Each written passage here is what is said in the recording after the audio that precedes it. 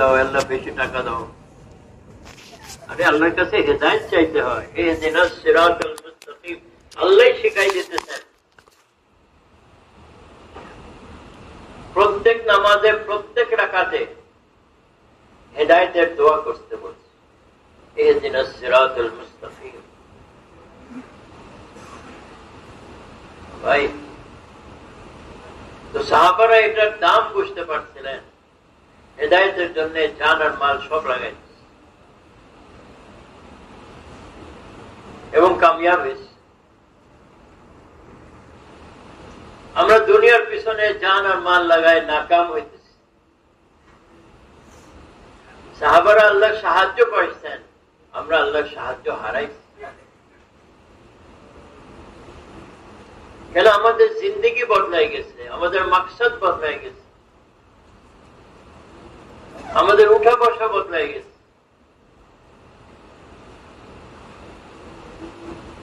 বলি তো লা ইলাহা ইল্লাল্লাহ মুহাম্মদ রাসূলুল্লাহ, কামে তো দেখাই না।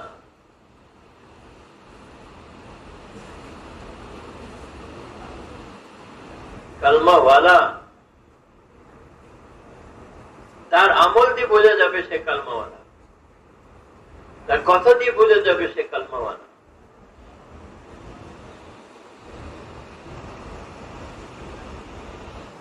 চোখ দিছেন আল্লাহ, কিন্তু চোখের হেফাজত করে না। পা দিছেন, গুনার জায়গায় চলে যায় পা। হাত দিছেন, গলত জিনিস ধরি। কিভাবে আল্লাহ রাজি হবেন?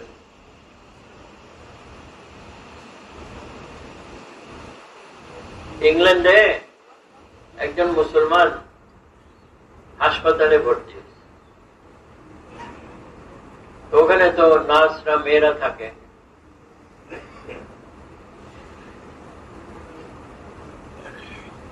প্রায় এক সপ্তাহ হয়ে গেল। ওই নার্স বলতেছে, তুমি কি আমাকে বিয়ে করবা? সে বলে, আমি তোমাকে কেন বিয়ে করবো? এক নম্বর হলো তুমি খ্রিস্টান, তারপর আমি তোমার চিনি না, তো কেন তুমি আমার বিয়ে করতে চাও? বলে, আমি বহুত লোকের আমি সেবা করছি, কিন্তু তোমার একজন পাইলাম যে আমার দিকে একবার তাকাও নেই।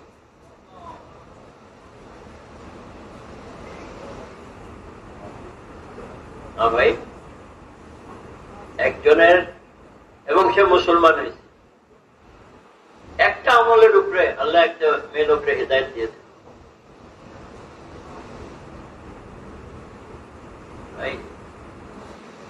তো জিন্দেগি বানাই, নিজেরে শুধরায়, নিজেরে ঠিক করে। সবচেয়ে প্রথম কাজ কি? সবচেয়ে প্রথম কাজ হলো দাওয়াত। যে মুসলমান হয়তো হুজুর সময় কাছে, হুজুর তাকে দাওয়াতে লাগাইতেন। নামাজ ওই সময় ফরজ হয় নাই, রোজা আসে নাই, কি বলে মদ হারাম হয় নাই, কিছু হয় নাই। 13 বছর মক্কা শরীফে সবচেয়ে আগে বলছে দাওয়াত দাও। সাহাবীরা যখন দাওয়াত দিতে শুরু করলেন, ওনাদের ঈমান বাড়তে থাকলো, মজবুত হতে থাকলো।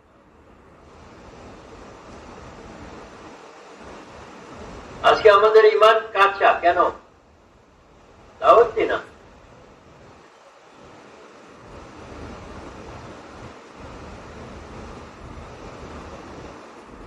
আমালে দাওয়াত, আমালে দাওয়াত কোনটাকে বলে? খালি দাওয়াত না, দাওয়াত, তালিম, জিকির, ইবাদত, খিদমত, এই আমলগুলো মক্কা শরীফে চলছে 13 বছর।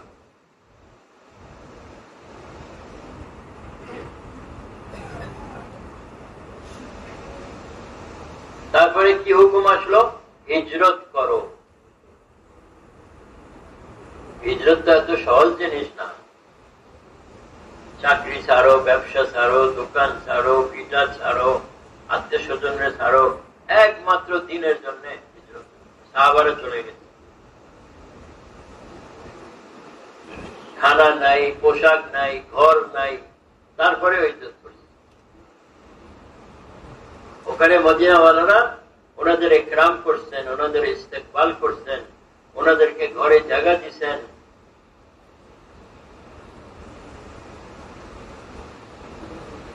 यहाँ तक के एक साहबी बोललेন যে তুমি আমার ভাই, হুজুর ভাই বানাই দিয়েছে, মুহাজির আর আনসারে ভাই বানাই দিয়েছে। এক সাহাবী কি বললেন, ভাই আমার দুই বিবি আছে, তুমি যাকে পছন্দ করো আমি ওরে তালাক দিয়ে দিব, তুমি তারে বিয়ে করো না। বলে না না, আমার এই তালাক।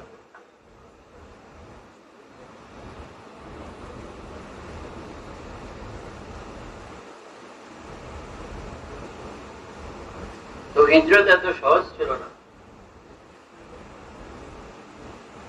রাসূল যেদিন হিজরত করতেছিলেন, যখন হুজুর সাল্লাল্লাহু আলাইহি ওয়াসাল্লাম ওয়াহী পেলেন, উনি ঘাবড়াই গেছিলেন, আমি কি দেখলাম, আমার কি মাথা ঠিক আছে, খুব পেরেশান হলেন। যখন হযরত খাদিজাকে বললেন গিয়ে, খাদিজা বললেন না না, আপনি গরিব দুঃখীদেরকে দেখেন, আপনি বিধবাদের সাহায্য করেন, আপনি ইয়েতিমদের আদর করেন, আল্লাহ আপনাকে জায়া করবে না। এরপরে ওনাকে নিয়ে গেলেন ওয়ারাকা ইবনে নওফলের কাছে, যে বড় আলেম ছিল আসমানি কিতাবের, তওরাত আর ইনজিল সবকিছু শুনে ওয়ারাকা বলল, আরে খাদিজা,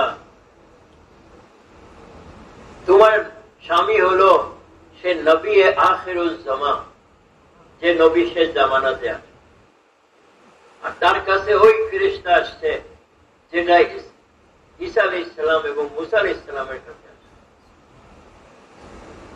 আমি যদি বাইচে থাকতাম, যখন মক্কা ওয়ালারা তাকে মক্কা থেকে বের করে দিবে, তো আমি তার সাহায্য করতাম।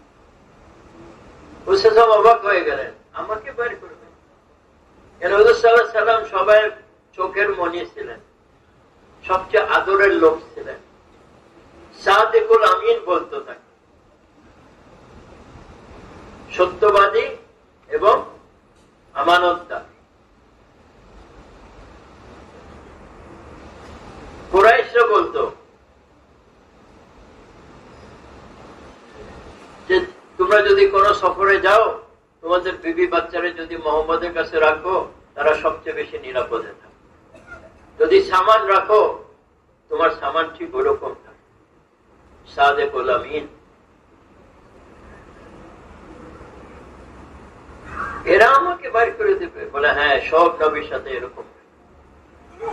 ঠিকই হিজরতের রাতে হুজুর সাল্লাল্লাহু আলাইহি ওয়াসাল্লাম রাতের অন্ধকারে হিজরত করতেছেন। 100 উটের এলান হয়েছে, যে ধরে দিবে 100 উট পাবে।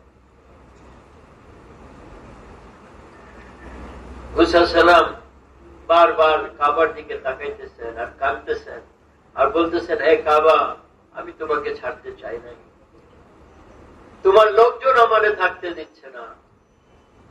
তারপরে দোয়া করছেন যে হে আল্লাহ,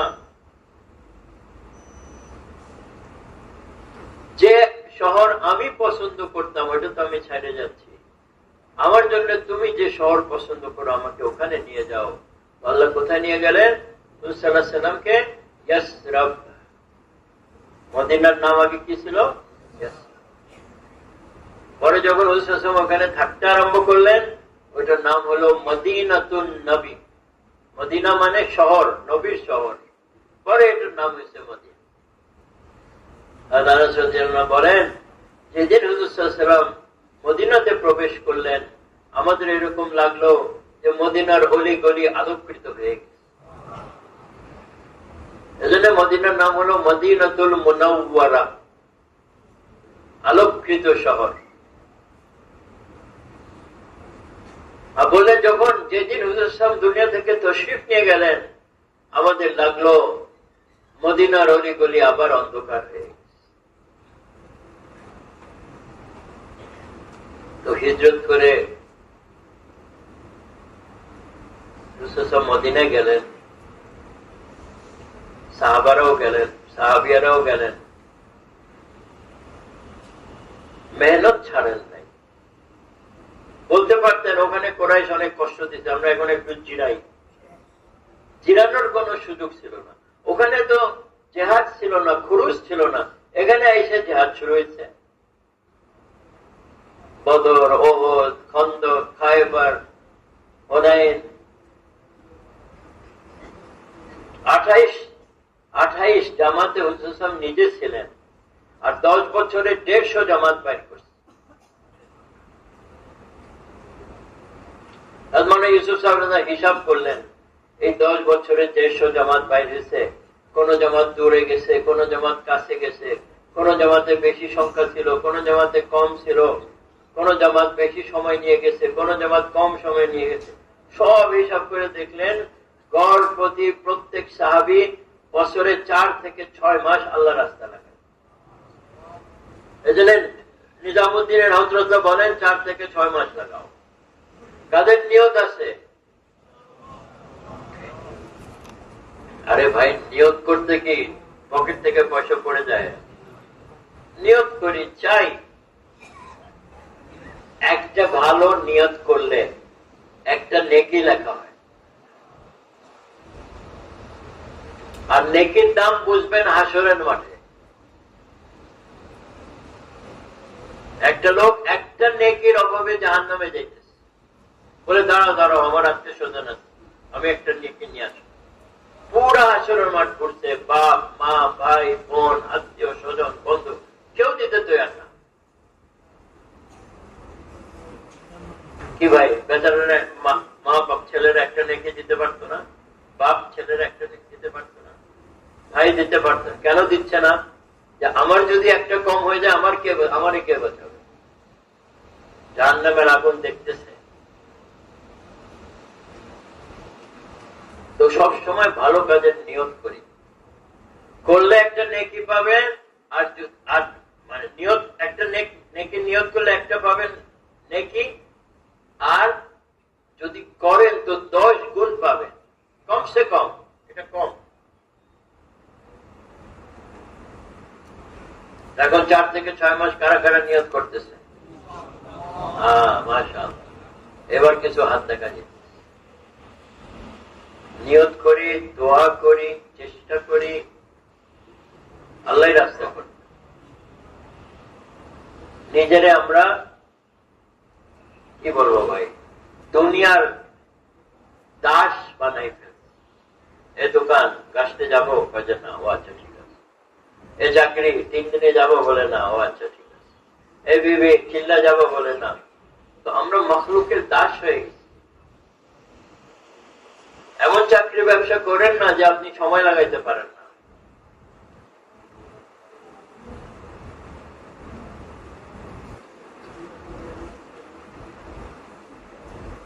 তো জান আর মাল, জান মনে করি আমার, মাল মনে করি আমার। কি ভাই, জান আপনার? তাহলে মরার সময় কেন মরেন? মরতে কে চায় না? আমি মরবো না, জান আমার। জান কে দিছে? আল্লাহ দিছে। কেউ মরে গেলে কি বলি?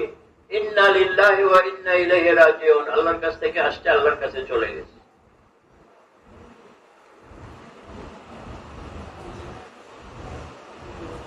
ভাই, মাল কার?